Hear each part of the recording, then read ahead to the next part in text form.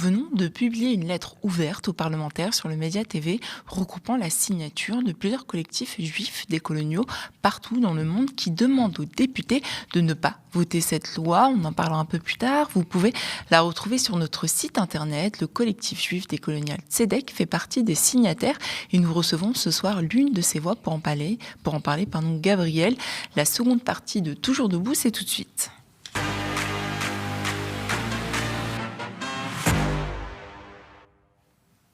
Une proposition de loi arrive à l'Assemblée nationale, la PPL 575, et elle prétend lutter contre les formes renouvelées de l'antisémitisme.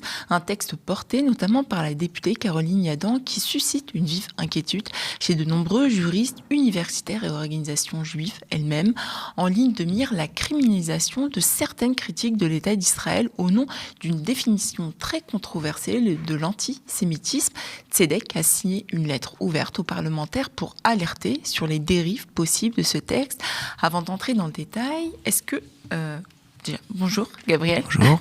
Merci d'être avec nous. Alors peut-être avant justement d'entrer dans le détail, est-ce que tu peux un peu nous expliquer concrètement c'est quoi cette loi PPL 575 et surtout qu'est-ce qu'elle va changer sur le droit français ? Alors la loi qui du coup est portée par Caroline Yadan à la PPL 575 où on retrouve aussi comme signataires Yael Braun-Pivet, François Hollande, Jérôme Guedj.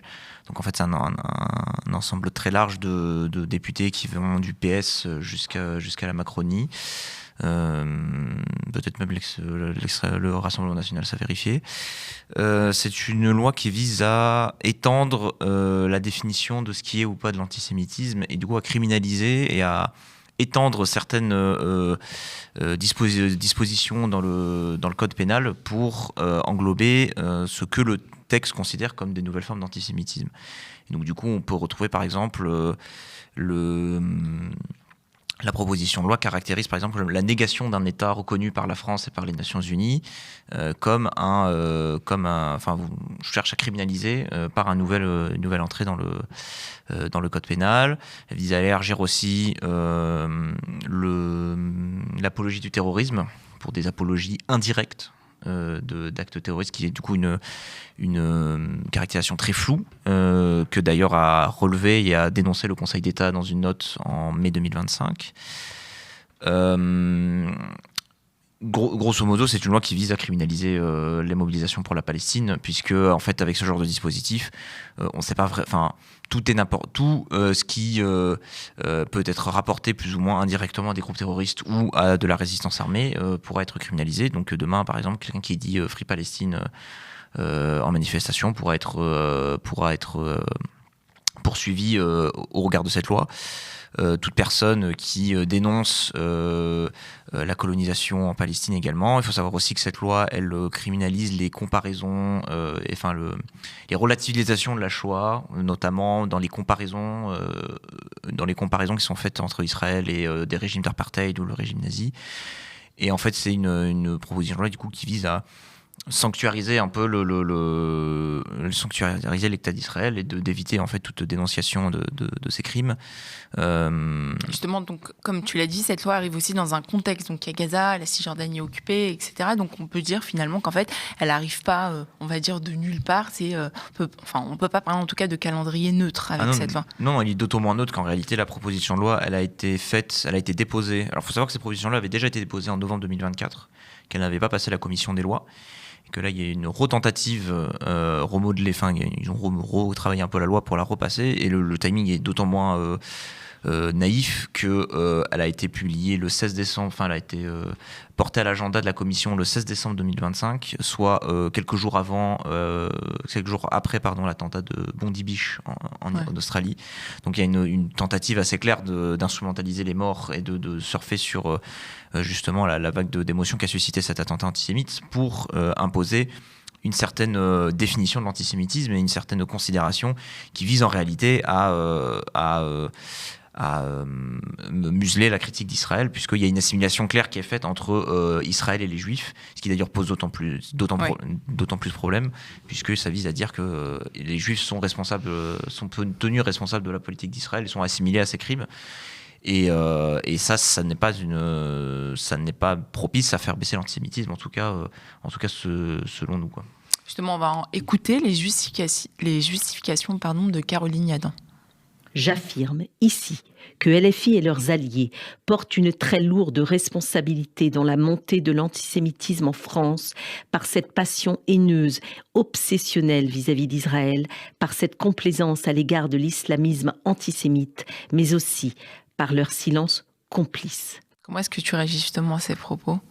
C'est une justification assez classique, c'est du Caroline Yadan dans le texte, on l'a très souvent entendu propager ce genre de discours, elle l'a dit à l'Assemblée nationale, elle l'a dit dans les médias, et donc ça rejoint ce que je disais, que finalement toute critique d'Israël, toute dénonciation du génocide en cours à Gaza, toute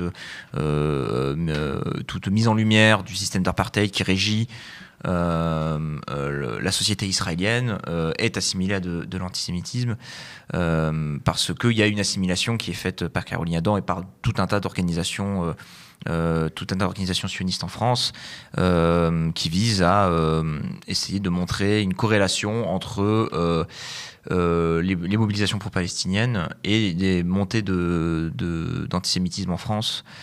Par exemple, les chiffres du ministère de l'Intérieur sont recensés par un organisme qui s'appelle l'ASPCJ, qui est le service de protection de la communauté juive, qui est un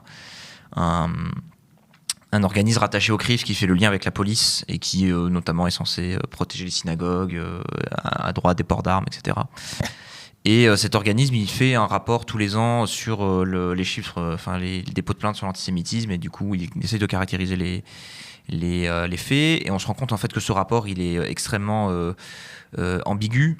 Il y a notamment le rapport dit que le rapport a recensé par exemple en 2024 1570 actes antisémites. Sur ces 1570, il en recense 510 en lien avec les mobilisations pro-palestiniennes. Ouais. Donc en fait, on se rend compte très vite que le rapport, il utilise des catégories qui sont très floues. On parle d'intimidation, on parle de menaces, on parle d'inscription. Donc ça, on ne sait pas vraiment ce que ça recouvre. Est-ce que un juif sioniste qui se sent menacé qui se sent mal à l'aise parce qu'il voit un kéfier, est-ce que c'est considéré par exemple comme une intimidation ? Et donc du coup, à partir de ces catégories très floues, qui sont d'ailleurs les catégories les plus représentées dans ce rapport, on en vient à des conclusions du type, on a vu un pic d'actes antisémites en juin 2024, en plein pendant la campagne des européennes de la France Insoumise, parce que la France Insoumise a surfé sur Gaza et parce que elle était présente à une manifestation qui a voulu se déplacer vers l'ambassade d'Israël. Alors ça montre bien que voilà. Donc en fait, tous ces organismes-là, ils jouent sans cesse sur l'ambiguïté, et ils jouent sur des définitions de l'antisémitisme qui sont en réalité des définitions qui ont été conçues par des organismes israéliens, par une politique israélienne assumée d'élargir la définition de l'antisémitisme pour y inclure la critique du sionisme. Mais justement, eux évoquent aussi le fait qu'il faut une nouvelle loi. Mais est-ce que déjà en France, tu nous le diras, est-ce que l'antisémitisme n'est pas déjà en fait déjà puni par la loi ? Il y a tout un ensemble de dispositifs légaux qui sont déjà en place et qui pourraient suffire en fait à combattre ce que la loi vise à combattre, mais surtout ces dispositifs en réalité ils visent pas vraiment la lutte contre l'antisémitisme. Ils visent surtout à museler la mobilisation très forte qu'on a vue depuis 2 ans sur le génocide, etc. Ils visent à faciliter la dissolution de certaines organisations. On sait que par exemple d'ailleurs c'est même gens qui disent que ce n'est pas un génocide. C'est pas... Oui. Et d'ailleurs quelque chose qui est un peu cocasse, c'est que Caroline Yadan ou d'autres personnes de son bord politique pourraient tomber sous le coup de leur propre loi, puisqu'aujourd'hui la France reconnaît l'État de Palestine. Donc toute personne qui viserait à dire que l'État de la Palestine n'existe pas, que tout ce qui est entre la mer et le Jourdain appartient à Israël et que les Palestiniens n'ont rien à y demander, de fait pourrait se retrouver criminalisés. Alors on sait très bien que cette loi en réalité elle vise surtout à criminaliser les gens qui demandent l'égalité des droits de la mer au Jourdain. Mais en fait voilà, on retrouve surtout dans cette loi beaucoup de flou, d'imprécisions. Par exemple, on parle de quand je parlais de l'article tout à l'heure qui empêchait les comparaisons entre Israël et d'autres ce que fait Israël et d'autres processus génocidaires comme la Shoah, etc., c'est une grave atteinte à la liberté académique, puisque faut savoir que le terme juridique de génocide a été forgé par un juriste qui s'appelait Raphaël Lemkin, qui est un juriste américain d'origine polonaise, et qui justement voulait faire une définition du génocide qui ne s'arrête pas qu'à la Shoah et qui permettait d'englober d'autres génocides, et parce que justement l'outil comparatif est une base même de la définition du génocide, puisqu'il faut pouvoir retrouver des récurrences entre des cas pour différencier des massacres ponctuels, d'un nettoyage ethnique, et donc ça demande de faire des comparatifs, de voir de pouvoir dessiner des tendances, des constantes qui se font d'un génocide à l'autre, et donc ça demande des outils que faut criminaliser précisément cette loi. Justement, il y a aussi le texte qui entretient volontairement une confusion entre antisémitisme et antisionisme. Est-ce que tu peux expliquer clairement la différence entre les deux et pourquoi assimiler justement l'antisionisme à une haine des Juifs est historiquement faux ? L'antisémitisme, c'est d'abord un racisme, c'est-à-dire que c'est de la constitution des Juifs comme une race sociale, c'est-à-dire une minorisation, une altérisation des Juifs. Notamment, c'est un racisme qui naît en même temps que plus ou moins l'islamophobie, puisqu'on peut dire que ça vient des mesures qui ont été prises sous l'Inquisition par le régime espagnol et par la Reconquista, et que précisément le but de cette idéologie, ça visait à différencier, à faire la chasse justement aux moranes ou aux morts qui s'étaient convertis, et donc il fallait, comme le régime catholique voulait préserver la pureté du sang, il fallait du coup il fallait faire la chasse aux convertis, et donc il fallait remonter les généalogies, voir qui avait du sang, etc. Donc la racialisation, c'est d'abord une volonté de faire porter une identité dans une inscription biologique, et sur cette base-là de discriminer les gens. Alors que l'antisionisme, c'est une opposition à une doctrine politique qui s'appelle le sionisme, qui vise à l'établissement d'un foyer juif national sur le territoire de la Palestine historique, et qui veut le faire sous la forme d'une colonisation, de peuplement assumé dès son origine par Theodor Herzl. Puisque Herzl dit que la tâche des sionistes, la tâche d'Israël, la future tâche de la terre d'Israël en Palestine, c'était de s'ériger comme un avant-poste de la civilisation européenne en barbarie asiatique. Donc il y a vraiment le projet sioniste assume dès ses origines son côté colonial, même son côté raciste, puisque un de ses grands penseurs et un de ses grands organisateurs était un sociologue de la race qui s'appelait Arthur Ruppin, qui était un grand ami des racialistes nazis, et qui notamment organisait toute la politique agricole israélienne sous la forme des kibbutz, des coopératives agricoles, etc. Et Arthur Ruppin, c'est un personnage important, parce que c'est l'avenue qui mène à la Knesset, à l'Assemblée israélienne, porte son nom.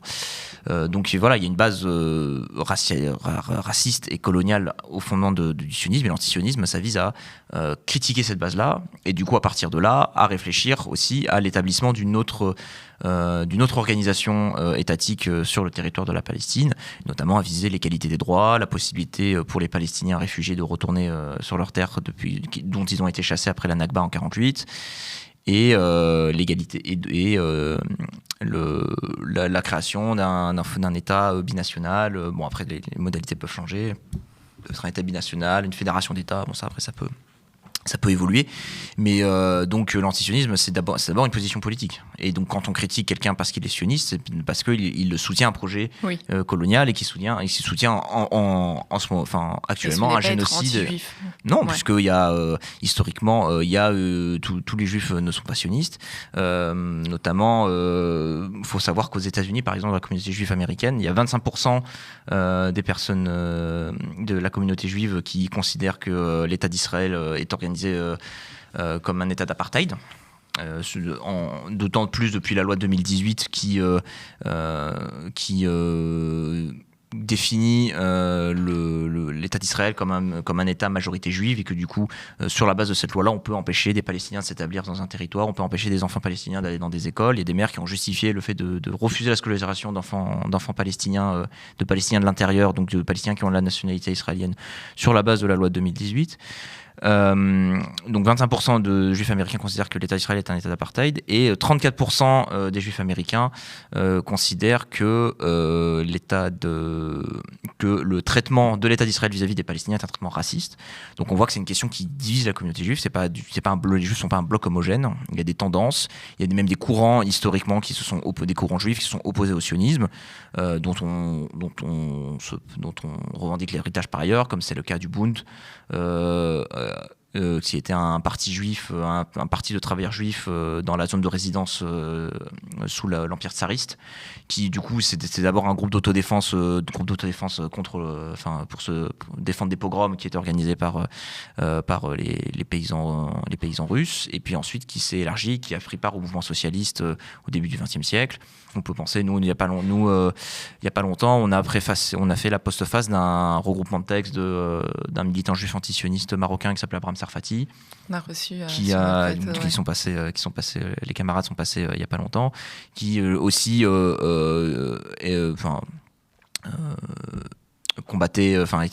était un militant antisioniste et qui militait pour la revendication, pour l'égalité des droits et pour la justice pour le peuple palestinien.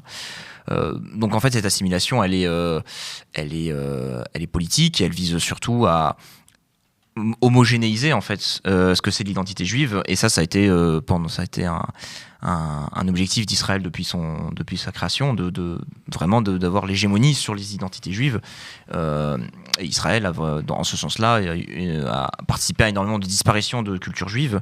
On peut penser aux cultures des cultures juives iraniennes, irakiennes, yéménites. Ces populations-là quand elles ont émigré en Israël, ont été vraiment normalisées à l'européenne, oui, et ont perdu leur identité culturelle. Je sais qu'une autrice juive, Ella Shohat, qui a écrit un très bon ouvrage qui s'appelle le sionisme du point de vue de ses victimes juives. On retrace la discrimination généralisée des juifs arabes qui sont émigrés en Israël. Elle explique que quand sa génération mourra, plus personne ne parlera le dialecte judéo-irakien que parlaient ses parents. Donc voilà, Israël a perpétué des disparitions de cultures juives. Énormément de cultures juives ont disparu à cause d'Israël. Et donc c'est vraiment la poursuite de cette homogénéisation de l'identité juive, parce que c'est une défense idéologique forte. C'est un moyen fort idéologique pour se défendre et pour délégitimer toute critique de son projet colonial. Merci beaucoup, Gabriel. On rappelle qu'on peut retrouver justement cette lettre ouverte aux parlementaires sur notre site Le Média TV. Merci d'avoir été avec nous ce soir.